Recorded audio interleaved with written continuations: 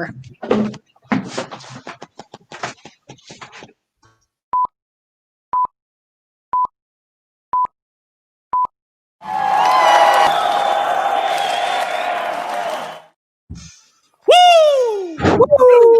We're looking live at the GovCast.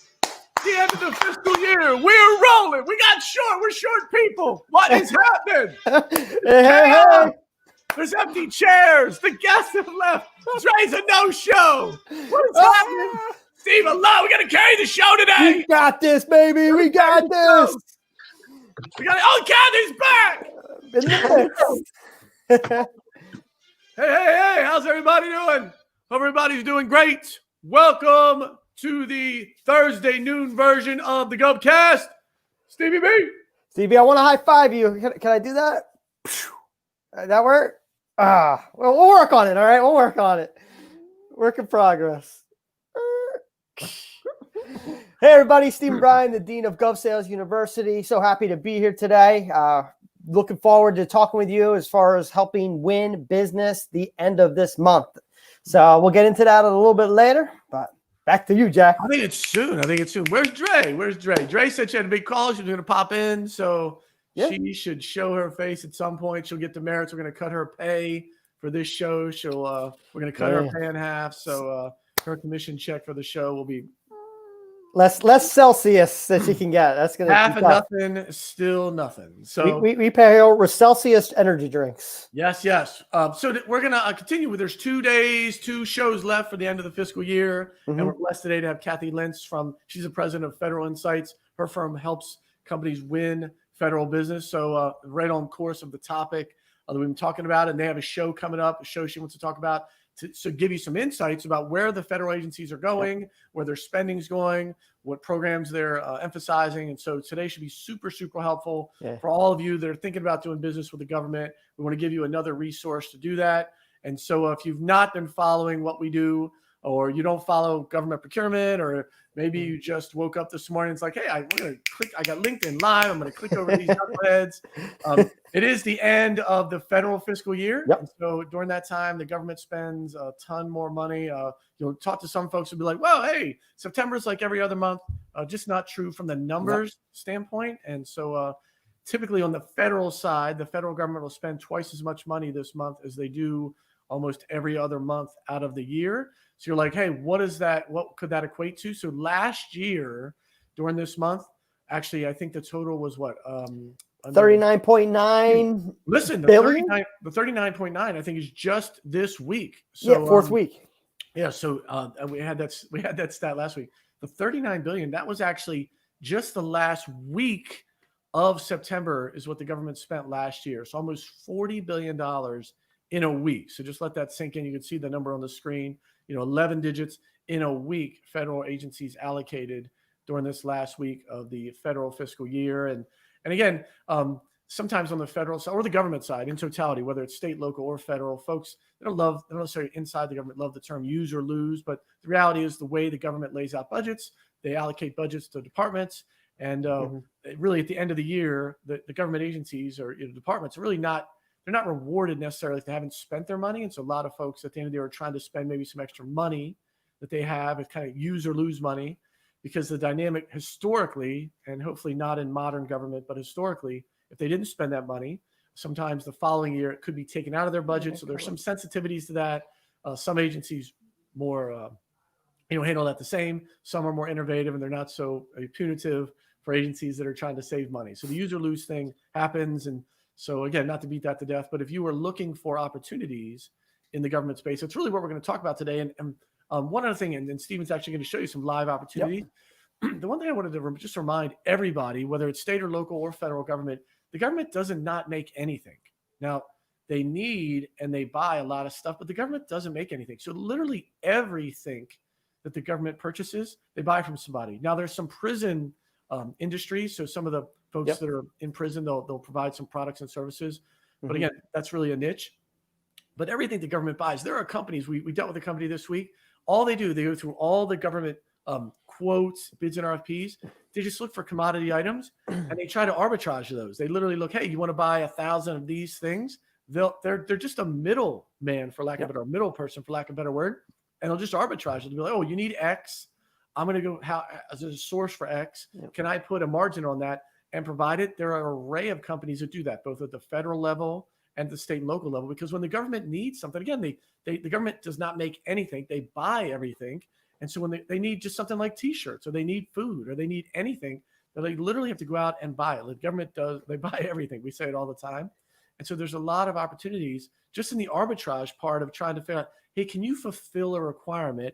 And maybe it's not a big differentiator for your company, but if you're able to get it to the government in a way that's cost effective, maybe faster, and maybe put some service to it because you're a local company, it can be a huge opportunity, right, Steve? We see that all the time. Yeah, it is. It is a great point. I always say from toilet paper to tanks, and everything in between, because when you say government, everyone thinks, I don't build space rockets, right? Like I don't make satellites or this crazy technology, but think about everything that goes into making a city run, pipes that go under the ground, get water to your house, and someone's gonna need a meter there. That's more with the infrastructure. But when you go into, your public parks and you walk in there and you see soap in the dispenser and, toilet paper on the roll, it's absolutely everything. And services too. I talk to people, a lot of like local companies are like, hey, I have like a landscaping company or a pool cleaning company. Well, there are public pools, they'll need chemicals to treat that. They'll need people to service that, or they'll need like the grass in between the medians, right? In between the roadways, that needs to be cut. Or maybe you rent out equipment. They don't want to buy the machines. And there's just so many different ways to work with the government. And no matter what it is, I was helping out a guy yesterday, and we were looking at catering services for food. And it was one of those things. He's based in Miami. And he says, doing Miami, Dade counties, like I'm going to go to Broward and also Palm Beach. And we saw over $10 million a year spent on catering services. And I was laughing. I was like, let's just see who they're working with, right? I saw like Pollo Tropical, which was like the chicken company. Yeah. And it just was one of those things that said, look, there's all these events happening throughout the year. Why not, you be that person that provides it? Because it's cyclical. And once you identify the trends, what they buy, that's a great way to get your foot in the door and just build those relationships to help win that business. Yeah, and I think, again, everything from high-end stuff we hear about on the news to basic stuff, the government buys everything. And I think then it comes down to, hey, how in the heck paper clips to battleships? That's it.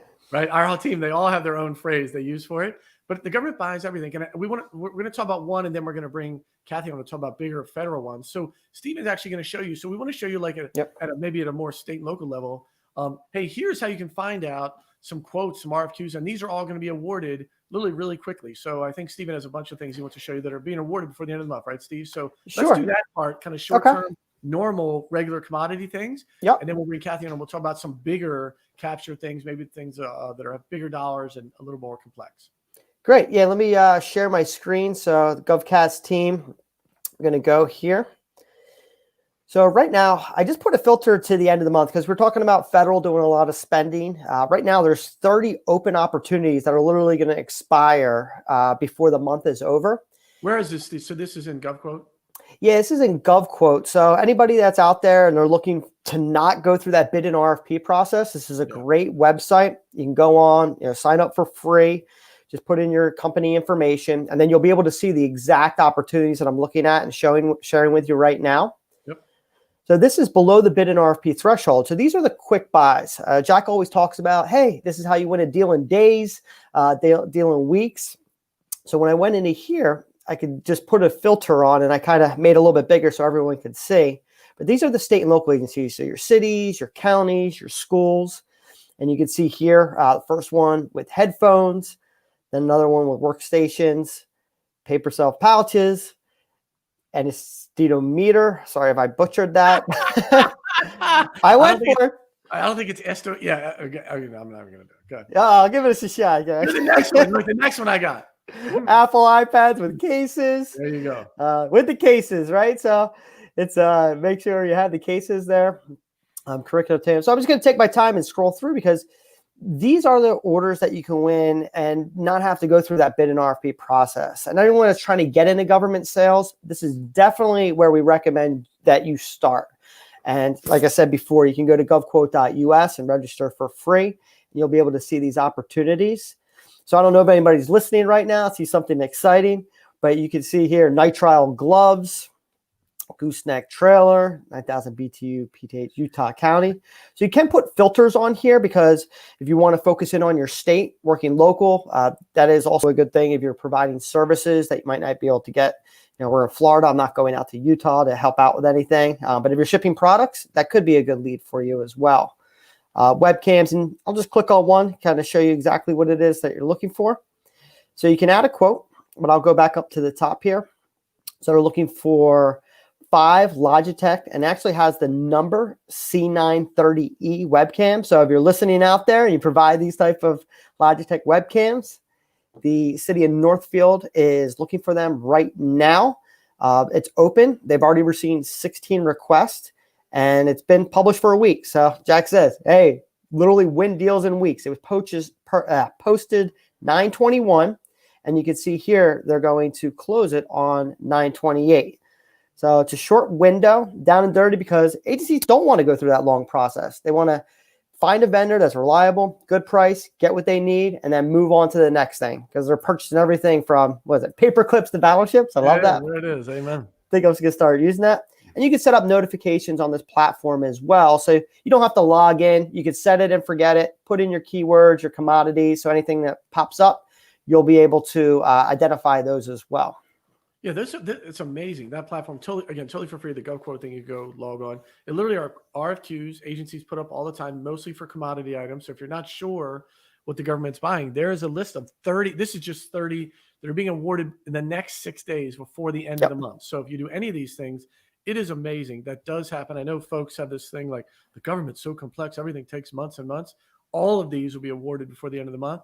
So that really is, it's really, really unique way to look at, hey, Salisbury, that's where I went to college, right there. Look at that. Oh, yeah, I see it right now. Pest control services. 2 of them. So that's super cool. So literally agencies all across the country trying to buy things ASAP. So that's one way, right? That's really one way you can find out, hey, what is the government buying and how can I get a part of it and how can I win some of that business? So the quoting process is one way. And then Steve, anything else you wanted to add related to the quoting process? The quoting process, we make it super simple with our format. So people are like, hey, what do I have to do to register, with the agency? So you can actually just register with our platform, and simply is putting your company name, your first and last name, your email, your phone number. So you don't need a lot of these credentials. It's really replacing when agencies used to do their calling or email, because to be in compliance with these type of purchases, they have to get anywhere from 3 to 5 quotes. Sometimes they want more, just open up the competition. But it's not like you have to have all these verifications. We talked about, getting on contracts and having, state contracts or co-op agreements or the GSA. None of that applies here. This is for the everyday business that's just looking to win opportunities. And I'd also like to mention, Jack, if I may, that I am offering free strategy calls till the end of the month. So if I could show, here, let me click off of this. If you want to stop sharing my screen, Team GovCast. It's done. Okay. Yeah, come back on. So all the spending is going on, and what we're trying to do is help identify the top 10 agencies that you can be targeting. And what I'm doing is focusing on the state and local, because the federal, a lot of people can be intimidated by that, but they do spend a lot of money. So it is definitely something that you should be focusing on. But when it comes down to the agencies, we can narrow it down to your location or even a mile radius. So there's a website, go.govsalesuniversity.com/call. If you could please scroll that across the bottom.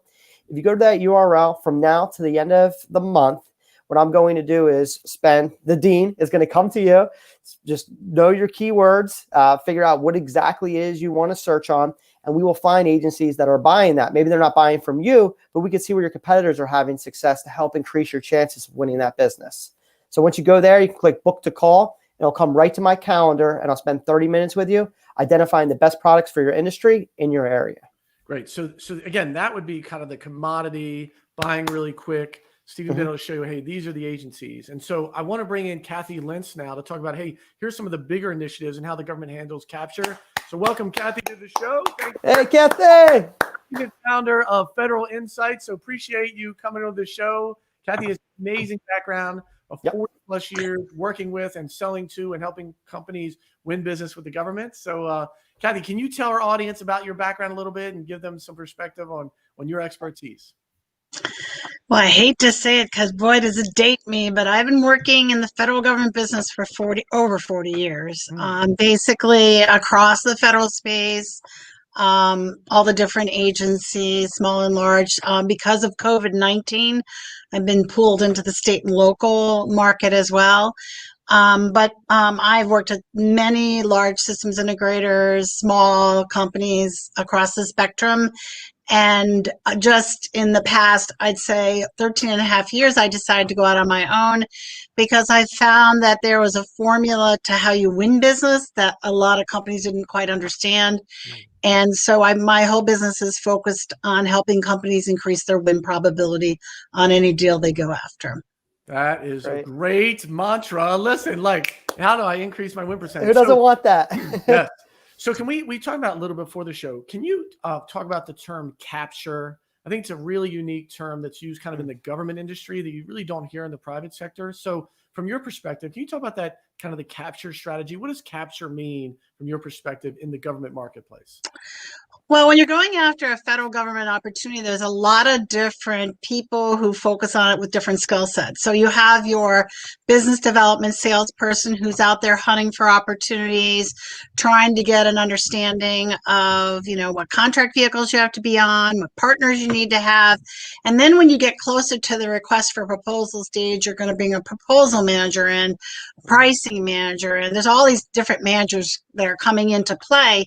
And the company is going to give you bid and proposal money, and they need to understand that all these pieces are brought together and the budget that you're asking for is controlled by one person, and that person is the capture manager. So everyone's working kind of individually, and then once you get the bid and proposal money, then the capture manager leads the team, and really is responsible for the win of the opportunity for a company.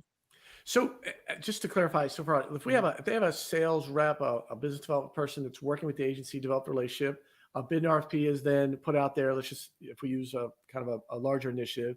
And then when the company starts their response to that, within the company, typically the capture person will be the person that kind of brings all the pieces together to ensure that the proposal or the bid is done completely. Is that the role? Yeah, correct. Because, you'll have writers that are writing, but what are they writing to, right? So you got to bring in the intelligence that the business development or salesperson has gained or needs to gain. You got to bring in the pricing people to understand, what kind of award this is. Is this cost plus award fee? Is this firm fixed price? What kind of risk? So you got to have all those pieces brought together so you make the best response to the bid. You can't do that if everybody's working independently. Is it a specific role? Is in the government world, within companies, is it designated as a capture person? Like, will their title be capture? Like, yes. What's the normal title you'll see associated with that function? It's capture manager.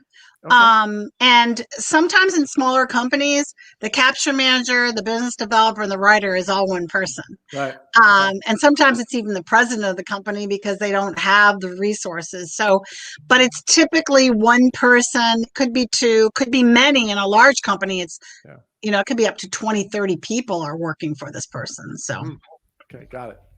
Yeah. So Kathy, that's a good point. So talking about, small companies to large companies, a lot of our viewers, they're thinking about getting into government sales, or maybe they've won, one or two deals and they're looking to grow. And I think federal, as you see all the dollars and the money they spend, is definitely a good area to eventually focus on.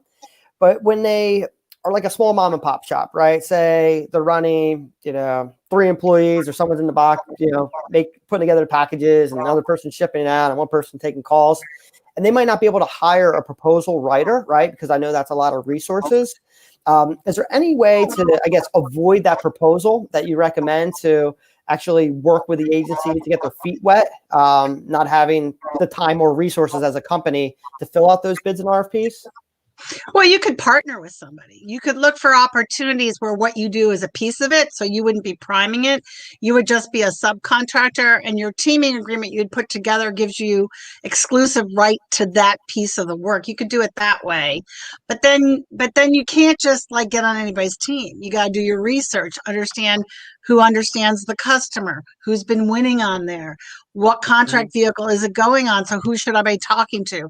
So there's a little bit more work. I recommend to companies getting into federal, never look at more than 1 to 2 agencies because it's too much. Each agency is like a whole different market, different people. Like you'll look at a company and one salesperson covers, you know, Homeland Security and one covers commerce. So you got to pick that. So how do you figure that out? You look at the buying and then understand who's buying what you're selling.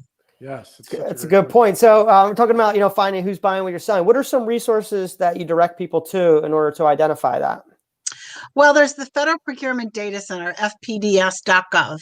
That's a good place to go into to understand who's buying what you're. There's also other things like beta.sam.gov. The problem with beta.sam.gov, it's only things that are not on contract vehicles. So it'll give you a sense, but to get every single thing the government's buying, you really need to go to fpds.gov. And I'm giving you sites that are government sites, so they're free. There's also databases out there like govtribe.com and, you know, govwin.com that Deltek owns, but you have to pay a fee for those. So if you're just getting in, I would focus on the freebies. Totally. Appreciate that. Kat, when your firm starts to work with a company, can you talk about it? Like what's normally the interaction? What are you looking for from a client? How do you start the process? How do our audience would be like, hey, I want to jump into the federal world. You know, I'm interested in a couple of things. How should they think about it? How would they interact with your firm? How does your firm say, these are the things we do, these are the things we don't do? Like, what does that look like from a granular level? Well, the first thing you have to do is you got to figure out where you're going to sell, and you got to build a pipeline. And you can't build a pipeline of a couple of things. I recommend 20 items you'll be looking at for a year because the government's very fickle. They'll cancel opportunities. They'll move it into the next year. They'll put it on contract vehicles that you have no access to. So you really need to develop that pipeline. I don't do that. I will do it, but with all these databases out there, you can really do that yourself. Although I do recommend, I do have a consultant I can refer them to that builds a pipeline very inexpensively that has access to all those databases. Once you build your pipeline, that's when you come to me because hold on, Kat, just sorry to interrupt. So to be really clear, when you say a pipeline, you're saying now I've targeted a couple agencies or an agency, and I know these are the group of agencies I'm going after, or the agency. That's what you want when somebody comes to you with a pipeline. Hey, we've done some research. Here's where we want to focus our time and energy, correct? Yeah, and then here are the 20 opportunities or 10 or whatever 5 we want to go after. Okay, what do we do next? Okay. So I have large billion-dollar companies and I have very small companies. Some of the small companies want me to teach them. So I'm doing it for them, but I'm telling them what to do. And so sometimes I'm even writing up what they do so they can do it on a regular basis, and then they go out and try to do it. And if they're frustrated, they'll come back to me and then they go, well, how'd you do that? So I have, can work with companies who are, very, very small and don't have the resources. I don't recommend hiring proposal managers, capture me. That's so expensive. I recommend hiring consultants who do that work for you, paying them hourly, and then when you're done, versus hiring somebody for a whole year and you don't know what you're going to get. So when you're small. So can you talk about that? Like, I think there was a lot of nuances in there. So folks that aren't familiar with the process, can you delve into that a little bit from a proposal manager to an hourly person to a consultant? Like, for your perspective, how do those differ and kind of in the detail part of that? Well, there's all sorts of different types of consultants out there. There's consultants that will help you figure out where to target in the market. They're more strategy, right? They're more looking at kind of what you talked about, like, hey, come get some free coaching for me kind of thing. Then once you decide where you want to target, then there's consultants out there that will search all the databases and help you pull together a pipeline. And then there's consultants out there like me who say, okay, now you got a pipeline. How are you going to win it? Because it's very different for each agency. You can sit there and go, well, I want to go after this and I want to prime it. I'm like, well, do you know how they're going to procure it? Do you know what contract vehicle is going to be on? Are you on that contract vehicle? And if you're not, who is that's doing business with this customer that you should team with. So there's that type of consultant. Then you go, okay, these are things I need to do. Now the proposal's coming out. You need a proposal manager. And if it's a huge opportunity, you need a capture manager. And again, there are tons of consultants out there that do that. Yes, I think that's what our group, our audience struggles with. It's like, hey, who fits where and when and how? I think we've had a series over this year. We've had so many different guests on. They all kind of do a different process in that, right, Steve? We've interviewed so many different folks. So yeah, it's a flavor, because a lot of people, as soon as they sign up for now beta.sam.gov, but sam.gov, because they want to work with the federal government, like we just tell them that's the first step. And then as soon as they put their information in there, their phone starts ringing. It's like, hey, these companies out there, right? Hey, GSA Schedule, right? Yeah, GSA Schedule. That's what we hear all the time. And it's like, you're putting a cart before the horse, right? Because there's a lot of vendors on the GSA Schedule. It's great to be on the GSA Schedule. It makes it easier for the agencies to buy, but do you even need to be on the GSA Schedule, right? So I guess as far as talking like that, is there, some do's and don'ts as far as, newbies that just begin, they sign up on that website, like they could hire a consultant, right? But do you recommend getting on a GSA Schedule? Do you have a lot of clients that do that, or is it, winning business outside those type of contracts? Well, there's a lot of the way the GSA, it's a multiple award schedule now with things called the special, the SINs, as they call them, right? Well, which one do you say that you can do, right? So the first thing you got to do after you target the agency is go look at FPDS.gov and find out how are they buying. Because you could go sign up on a contract vehicle, like there's one that's government wide, CIOS P3, right? And then you go and you're on that contract vehicle and they're not buying any of your stuff on that contract vehicle. So why are you even on there? So you could say, yeah, I want to get a GSA schedule, and that's GSA.gov. They have contract vehicles. I think that you got to wait. And I think that when you're entering the federal market, partner first. Why do you have to prime? Priming is so hard.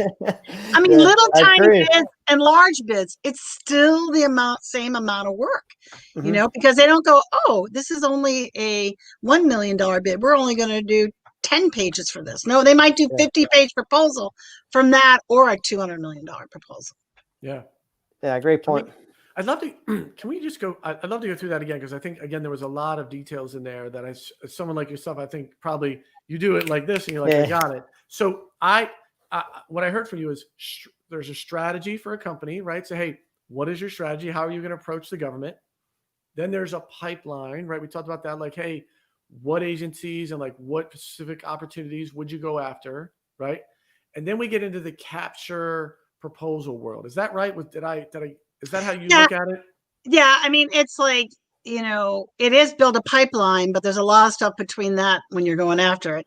And it's kind of that business development piece that I do.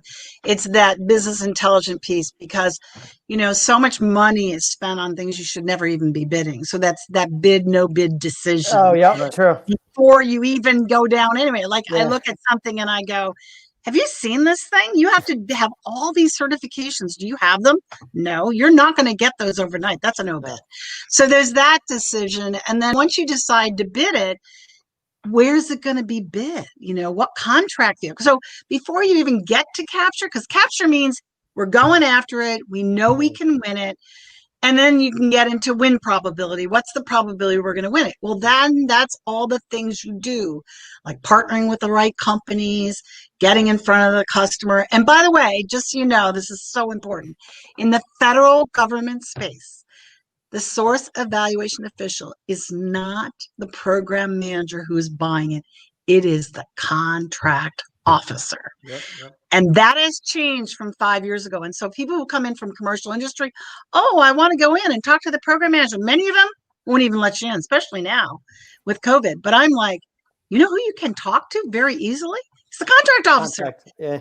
And that's who you should be influencing, because they make so many decisions who determine who's going to win. And just to clarify again, from a capture standpoint, where would your firm prefer to interact? So I have a strategy, I have the pipeline, I have the capture piece, I have the bid, no bid piece. Like, where your firm, like when you interact with the client, where would you like them to interact? You said, hey, strategy, and then they have some pipeline, and then you would start to interact with them and kind of help ferret through which ones would be good opportunities, which ones not? And then do you help them finish the proposal? Will you hands-on help them do that part, or? Well, I don't do proposal writing. Again, those are, those people have to be compliance crazy, because in the government, they'll knock you out for the wrong font Yep, size. Yeah. exactly. It's crazy.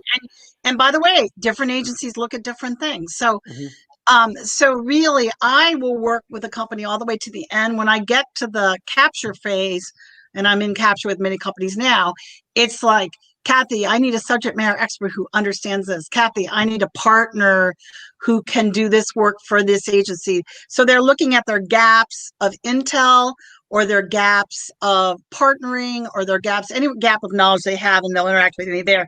When we get to the actual proposal, I don't write, I don't capture, I will review, because I find what happens is in a company, you have the same people who wrote it are reviewing.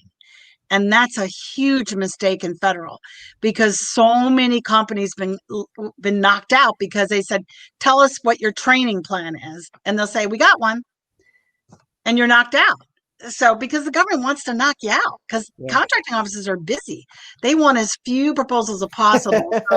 So you want a third party. And I always recommend somebody like me who understands the federal process to review, and then having somebody who is a former customer, I mean, like they used to work for that agency, be a reviewer that can say, they asked you for this, you wrote that, that's not what they're talking about. Yeah. So That's great.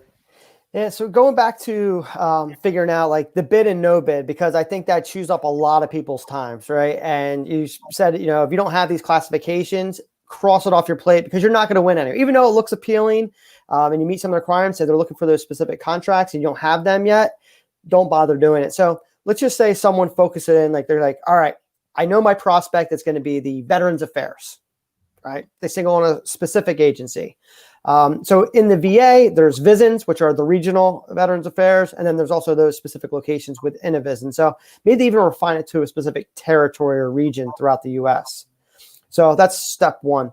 But then they go into step two, and they're, okay, identifying what opportunities in that region are currently open. And then they narrow that list down to say, okay, these I don't have contracts for, these are now on. So they have a refined list, like you mentioned, 5 to 10 that they could actually go after. So for everybody's sanity check, because I know you've worked, with a lot of companies, what is a good bid to win ratio, right? So you did all the right steps to get up there, and say you have that list of 10, and that's going to be your focus for the rest of the year, and you're going after the prime. What can you expect to win? Like if someone wins like 2 out of 10, like, is that a rock star amazing, or, 1 out of 10 is good, or 5 out of 10? Like, in your opinion, what's a good ratio? That could be a loaded question, because I'm sure it depends on industries and what they do, but just from your experience, so people can keep their own mental health when they're responding, because it is a lot of paperwork. What do you think is a good ratio for that? Well, you do have to define that. I could probably tell you 80% of my clients, and I'm dealing with billion-dollar companies and small companies, never look at win probability, never define it. What does it mean? Like when you're coming into a deal, you set it at 10% win probability. A good win probability for a company is 50%. That's really good. Okay. 25 would probably be standard. Average. When I was in the market, I had 95. Because I only bid deals that I won, and I did all the things that I talked about, making sure you had a partner who understands the customer, having great relationship with the source evaluation official, which was the contract officer, bring in partners who knew them. I mean, there's a formula to get you up there, but in reality, it really is, you could have the greatest win probability, and then in your proposal, you forgot to attach a document. It's not like, oh, you forgot this document. We'll let you submit it, which was what commercial would. It's like, sorry, you're gone. You're out. Yep. So if you don't have really good processes in each of those different places, even though you might have a great win probability, you still could lose. So what I say is, for your company, in your space, you should define, based on when you've won things, what were the things that happened to give you that win probability, and then require that for each deal to happen, and track it. Like, I love it that I deal with a lot of companies, and I look at their pipeline, and they're just all over the place. I'm like, well, what's the organization, this pipeline? And they're like, well, we're just, this agency, this agency. I'm like, no, no, no, no, no. Organize it by RFP date. Because I don't care what you think your win probability is. If you're a month before an RFP date and you haven't signed teaming agreements, you don't have any probability. And when I mean that when you're subbing. That's a great point. So what is a good amount of time to go through that process? Like when someone hits a straight, like you're saying a month is probably, that's too rushed, right? Like you're not going to set yourself up for success. So should it be 3 months out, 6 months out, 2 months out? Like, what do you think is a good, amount of time for someone to actually go through all the work, refine it, make sure the T's are crossed, the I's are dotted, to have everything how it's supposed to be so they don't get thrown out? Well, it used to be like 18 months. It used to be that. It's not that anymore. Yeah.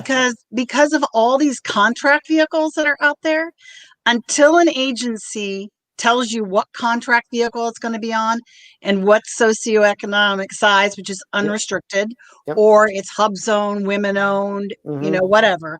Until they decide that, who are you going to prime with? Can you prime it? So what I find is many companies are uncomfortable about reaching out to the contracting officer and asking for that. And I do that. That's what I do. I mean, a lot of my clients say, well, I emailed them and I called them. I mean, hey, if a contracting officer won't respond to me very nicely, I will go to their boss. I've even gone to the head of an acquisition organization. And because what you have to understand is they don't understand why you have to know. They don't understand in the government acquisition organization that it takes sometimes weeks or months to sign teaming agreements. Yep. So you can't just say, hey, I need this information. You have to say, hey, I need this information because I'm a women-owned small business. And if I don't get it, I can't team or partner because they'll say, well, wait till the RFP comes up. And you're like, no, I can't wait. Yeah. So anyway, so that's really important. That's a great tip. Oh, I think the audience will love that. So it's like you have to put yourself out there, right? Like, don't be afraid to pick up the phone, and the contracting officer, you said it, multiple times, give them a call again. And if you can't get a hold of them, then kind of go up the ladder, because that is so important, right? So you're going to spend all this time and energy. You want to put your best foot forward and make those relationships. I think that's great tip for our audience. Kathy, I think one of the things too, one of the great resources that's available here in the near term, I know there's an upcoming conference we want to talk about. It's the Federal Market Forecast Conference that you're a part of. And so can you tell our audience about that? Because I think it's really, really a unique way to find out what direction some of these agencies are going in. So can you share with our audience some information about the conference and how it works and the backdrop and how the information they'll get by attending? Yes. This is a conference that's held every year. It's been held, I think, for the last 40 years. And basically, it's called the Vision Conference. And what it is, it's a conference where they make presentations on about 16 different federal agencies. And the presentations are based on interviews not for attribution interviews, that we've done with those agencies over the last 4 months.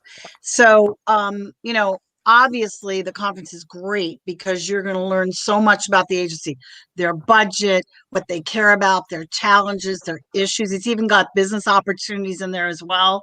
Some of them are not published anywhere because they came from these not for attribution interviews.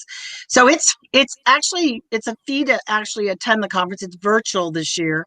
So they're going to have some presentations in the morning, but what's really cool about it is usually if you went to the conference, you would say, oh, well, I want to go listen to what's going on over in commerce, but I also want to know what's going on in state. I can't be in 2 rooms this year. They're all taped. Right. So you're going to be able to go to many different, whenever you want to. And the presenters are all available to answer questions for you. So it's really, really, really good. If the actual joining the organization allows you to be part of these teams, and then you can go on the interviews, which are, and amazingly, because they're not for attribution, they tell you a lot of stuff. And you keep saying, when you say not for attribution, what for our audience, what would that Their mean? name is not associated with we don't call it interview anymore. We call it discussion. Their name is not associated with the discussion. It's a number like Center for Disease Control would be CDC 1219. So their name's never associated with it. It's not associated in the presentation. It's not associated in the write-up. It's always all kept for anonymous. It's so great, right? So those discussions will actually give folks kind of the insight into, say, for this year, 2021, where the agency's going, the priorities, where the funding is going, the process, right? So that is a very, very unique opportunity to get some 100,000-foot flyover. Like, hey, where are we going without attending that conference? Unless you had somebody on your staff that had a ton of experience, someone like yourself, a ton of experience, it would be almost impossible to find that information, wouldn't it? Yep, absolutely. Well, yeah, because it comes from interviews. And there's always a slide on acquisition organization, and it tells you, how do they buy? What do they care about? Where do they want feedback? It's really good. That's great. So yeah, I would encourage our audience, if you think you want to go into the federal world, it's a chance at one conference to figure out, hey, what direction, is the agency going, and is there an opportunity for my product? And as Kathy mentioned, you can actually talk to the speakers and get some insight, because that's so much.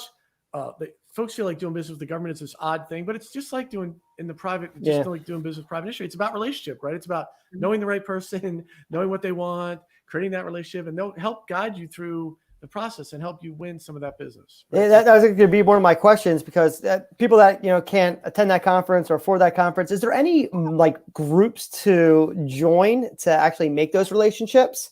I know a lot of folks that have been on our show talk about going on LinkedIn, but just wanted to kind of pick your brain, Kathy, if you know any like websites out there that is a good way to engage and chat with the people that actually are doing the work, right? Well, I really like, and there's a fee, but it's not that much. It's a couple $100. It's called G2exchange.com. And there's one for generic federal government, and there's one for healthcare. What I like about it is they list all of the events that are happening across many of them are free.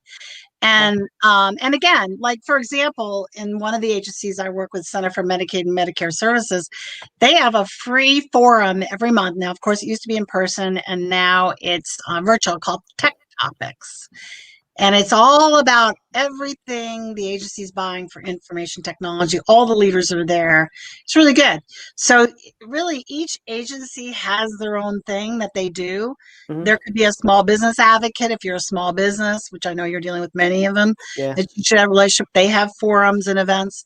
So really, those two websites really list them all. It's really good to go to. Cool. I got the first one, G2 Exchange. And what was the second one that you mentioned? Well, when you go to G2 Exchange, they have one that's healthcare agencies, which would be Defense Health, Veterans Affairs, and Health and Human Services. And then there's another website that deals with the rest of the federal government. Okay. And then I thought you said there was one more, like protecttopic.com. I was trying to write that down. Oh, no. What I was saying is, on that website, they'll announce for that particular agency, there's something called Tech Topics. Like each agency has different forums. But how do you know where they are? How do you find them? It's really hard. So I like those two websites because they collect all of them. Got it. Thank you so much. Kathy, what anything we haven't covered you think folks should know based upon your experience? Like, what are some tips, maybe some things we haven't covered that you feel like, hey, these folks that are trying to do business with the federal government, folks you run into, companies you run into, what advice, insights, direction, things they maybe shouldn't be doing? Any insights you would share at a 100,000-foot level for folks as they're entertaining things?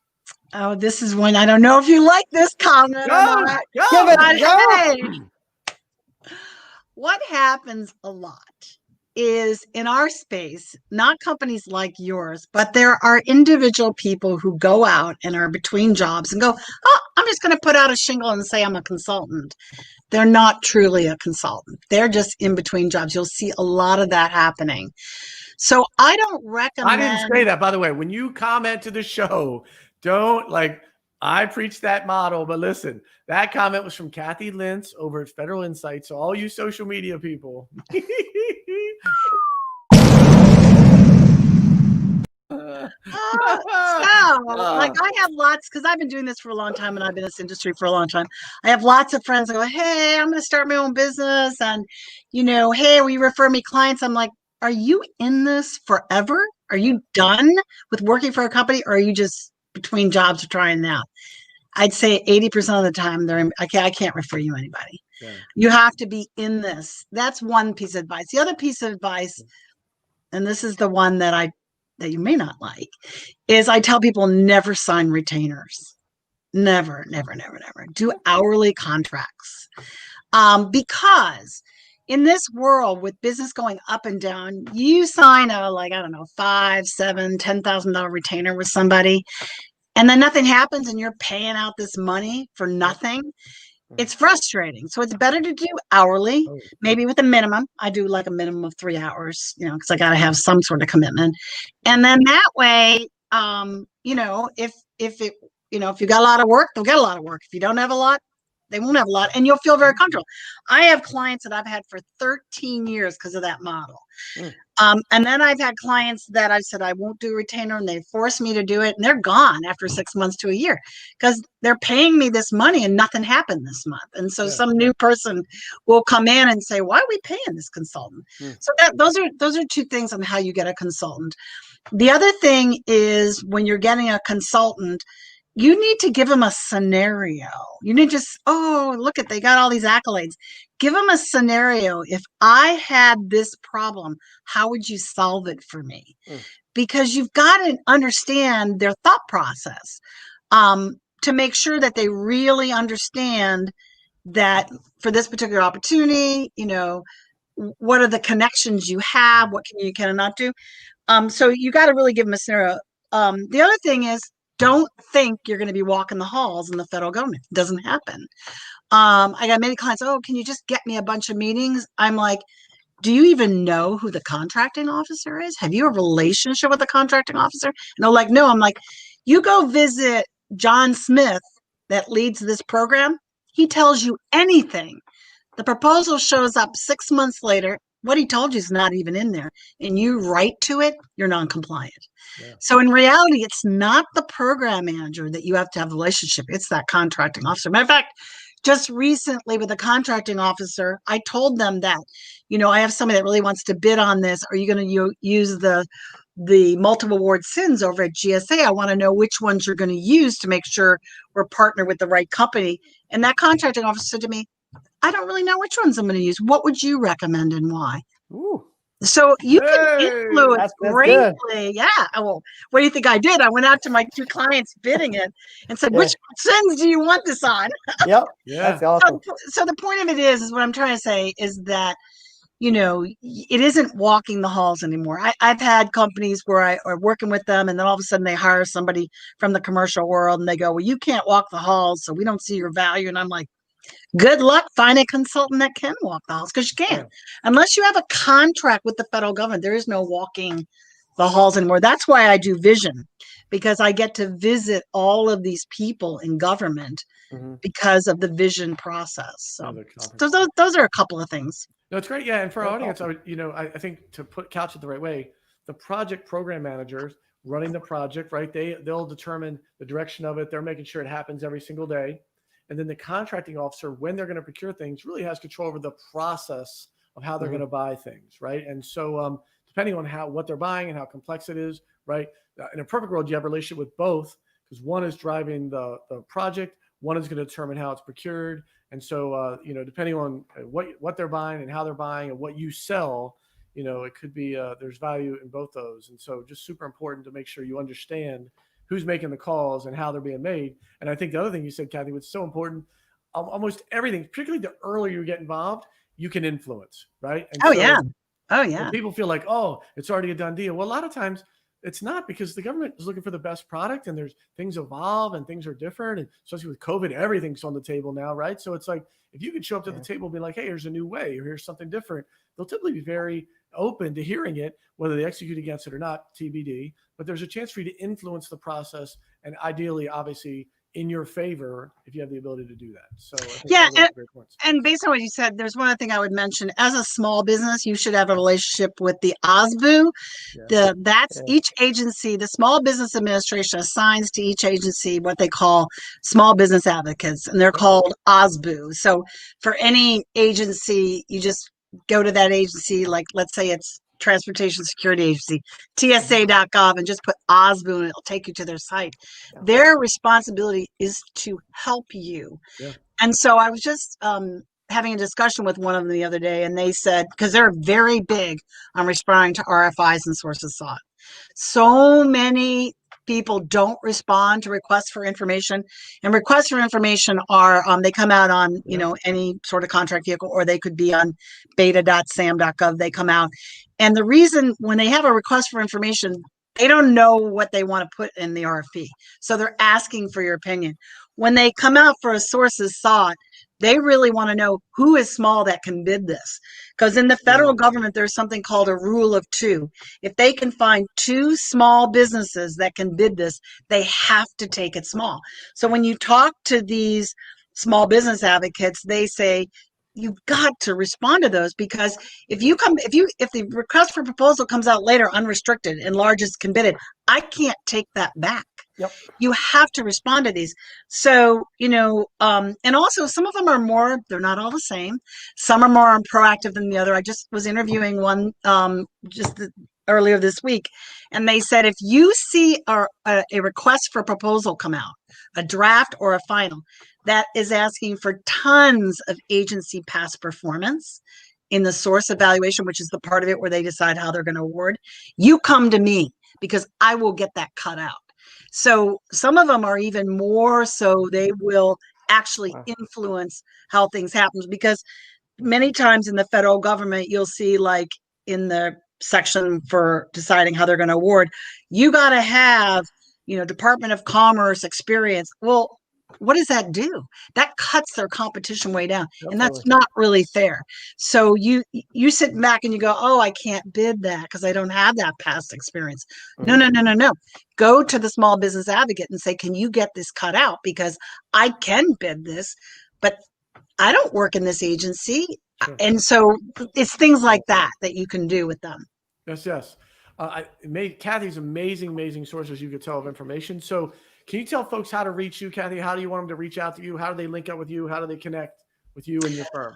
Well, I'm in LinkedIn, but also my email is the letter K Lentz at federalinsightsaltogether.com, or, but I'm in LinkedIn. So, and I'm in there every day. So that's I think her good. LinkedIn, I think below you have your LinkedIn scroll. So you're trying to connect Oh, with there Kathy, I am. an enormous resource to help you kind of win and direct and not waste your time chasing things that are not going to be very productive for you. So any last words, Kathy, before we say goodbye? Any last words for our audience, advice? I was just familiar with this forum in the last day or two. This is an amazing forum. I'm going to start listening to you guys regularly because this is great. We're doling out a lot of things here. Top million on LinkedIn. That's it. Look, top million LinkedIn lives and all the LinkedIn platforms. Kathy, thank you so much. Appreciate Thanks, Kathy. your Thank you. Amazing. Thank Great you. insights. So helpful to folks, particularly this time of year as we wrap up the federal fiscal year.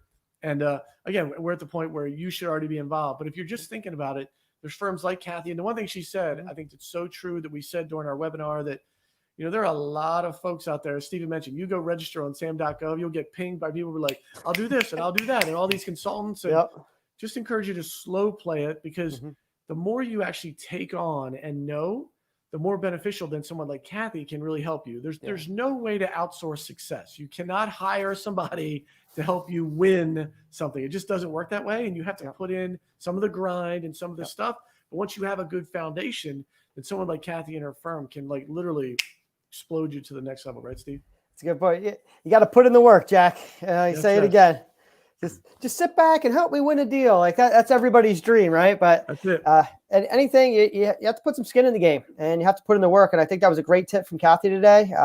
Focusing on the contracting officer, because they're the ones writing it. And she said you can actually go with the small business liaisons, right, to help say, okay, how can I kind of gear this towards my advantage, getting ahead of it during that RFI process. And I feel like that's so important, because everyone's looking at these RFPs, but the quicker or the more time you have ahead of that process, the more likely that it will be to increase your chances to win. And when she said a 95% win rate, I'm like, that's awesome. But a lot of it is her strategy, how she did her homework ahead of time. She made sure she had a relationship, and she wouldn't waste her time just on every bid that came across her desk. She's like, I am only going to work on the ones that I'm geared towards and win. And that's really the key to success. I think it's just focusing your energy and just narrowing down into a specific agency. Like she said, just one agency, figure out how to dominate, not just all the federal. Once you lock in your focus, it'll gear up your success. So I But appreciate I having think her there's on a lot today. of I think there's a lot of nuance. I think she said there was a lot of nuances in that when, she's like, Mhm. hey, if you get with the contracting officer or the small business advocate and they'll take some stuff out and stuff in, the reality is in DC, there's money, right? It's all Yeah. about the money. And so, the reality typically, if some of that stuff is in the bid and RFP, some big company came along and said, oh, jam that in there because I want to limit the competition. So Yeah. there is some of that. Like, just for our audience, the reason jumping to the federal marketplace can be challenging sometimes because it's like all things. People aren't just going to give up their money. And I'd be like, okay, I'm just going to let this go. And so, but there is a lot of moving pieces. It is an amoeba. It's always changing. And so having a couple advocates on your side, like Kathy's firm, that's why you always hear about lobbyists, but it is you'll hear the stories. I just don't want to mislead our audience. There's a lot that goes into that. How do you nudge an agency and how to work through it in the right manner? Amen. Yep. And there's a lot of things we teach in GovSales University. And again, through the end of this month, I am just spending my time. You have a link to my calendar, right? So you can connect right with the dean. It's me. We have a big team here, but I want to personally help people because we're trying to figure out what challenges, because we're going to be creating more videos and more content in our library of GovSales University. But the process that we're going to do from now to the end of the month is log in and help identify the 10 best prospects. So if you go to the website below that's scrolling, go.govsalesuniversity.com/call, you'll see a button on there that says book now. You'll see my availability. Click register your 30 minutes, and then we'll dive in and we're just going to see what agencies are buying, who they're working with, how much they're spending, and we're just going to find the best prospects for you personally. So take advantage of that. Again, now to the end of the month, I'm giving my personal time to you. I'll be your assistant to try to help you identify those best prospects in the government space. Yeah, I would say for our audience, amazing, as we were talking about this kind of promo and Stephen put his time in. It's amazing. So literally customize. It won't be some out of the, not some canned pre-recorded webinar. You'll actually literally, Stephen will customize it for your company. So amazing. Appreciate you doing that, Stephen. Amazing. Definitely. If you take us up on nothing else, it's free and it'll be totally customized for whatever your company sells. Amen. Yep. Listen, we got one last show coming right for the end of the fiscal year. Next Tuesday, do not miss the show. The end of the fiscal year. We will see you then next Tuesday at noon. Do not miss us. Thank you, Kathy. Peace out. I hope you're okay. God bless. See yo.